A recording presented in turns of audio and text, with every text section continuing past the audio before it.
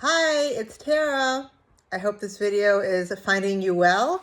If you're living here in the US, happy Thanksgiving or happy post-Thanksgiving, happy holidays. So this video is going to be pretty quick. I just wanted to give a quick update because I know it's been a while and wanted to share the progress, if you can call it that, with my faith and naturally occurring progress. And then also this video is going to serve as a before video because I'm going to be going in a little over a week for the DOA procedure that I believe I mentioned on probably a few times on previous videos, which is basically a small surgical procedure that will be done in the office of the facial plastic surgeon that I've been seeing. And the purpose of it is to try and help bring some of my smile back. So basically the way that I understand it is I'll go into the office, they'll numb that area, just some local anesthesia, and then they will go in and do a small surgical incision inside my mouth and cut through the muscle fiber of a muscle that, because of the synkinesis, basically is now pulling down my smile here, my cheek here, which is working against the other muscles that are working correctly to try and have me smile. So when I attempt to smile, there's muscles in there that are trying to pull upwards like a smile, but then I have this one muscle or maybe a collection of muscles that, again, because of the synkinesis, are pulling down. So it's kind of fighting against that ability to smile. So I guess they're going to cut that muscle and we will see what happens. I don't think it's a guarantee that I'll get my smile back or any of my smile back. And the doctor is pretty clear about that, but I think it's a risk worth taking because from the way that they explained it to me is that ideally we'll get some positive outcome from it, but worst case, they haven't had anybody who regretted having it done. So that was good enough for me to make the decision to move forward with it and see what happens. And also hopefully it might help with some of that tightness that I still feel like in my cheek area. That obviously Botox is supposed to help with, but it would be great if I didn't have to rely on Botox in order to take out some of that tightness in my cheek. So I'm going to be doing that next week and also doing a round of Botox when I'm in there. It's been a while since I've done the Botox, largely because I'm lazy about it.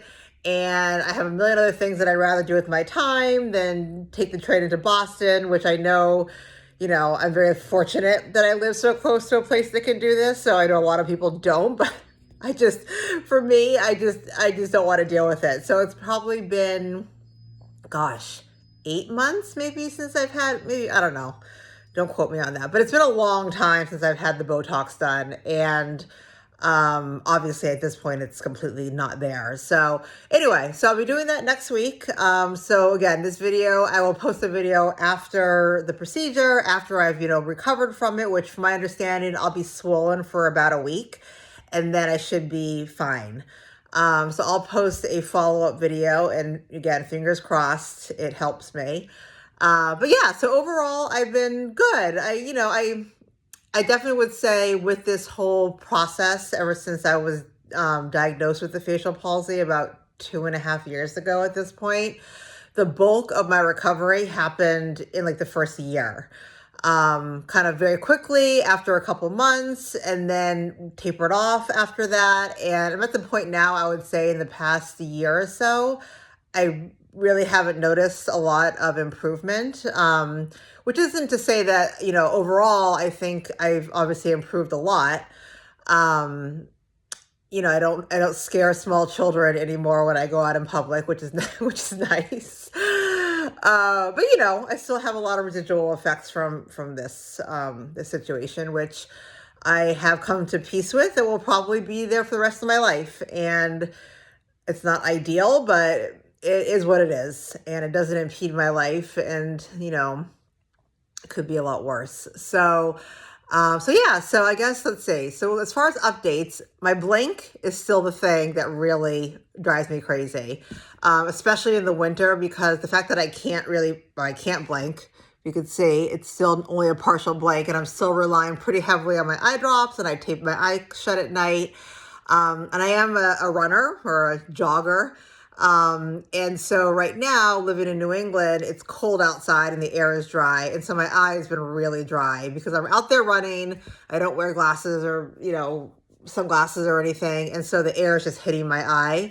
And so it does cause a lot of blurriness, because my cornea is dried out. Even though I do use the eye drops frequently, it just can't offset the fact that my body can't do what it's meant to do, which is blink and lubricate my eye that way. So that is still the thing that really, I would say, has been the hardest part of all of this for me, is my vision being messed up. That's the tough thing. And I guess maybe if that wasn't the issue, then I would say something else is going on as a tough thing. So it's all relative. But for me, in my situation, that's been the hardest part. And then as far as, I would say, the thing that I've noticed that maybe in the past few months, I just think has kind of improved, is the tightness, the synkinesis. I used to feel a lot of tightness in my cheek, and I just feel like though it's still there, it's not as tense as it was before. So hopefully that's my body continuing to heal itself naturally, even if it's not things that I'm cosmetically really noticing. I'm feeling that improvement. And then what else? My smile obviously is still not smiling. Would love to see these teeth again someday. And then, as you notice too, my eye, that synkinesis, that closure, is still pretty pronounced. But all in all, I am doing well.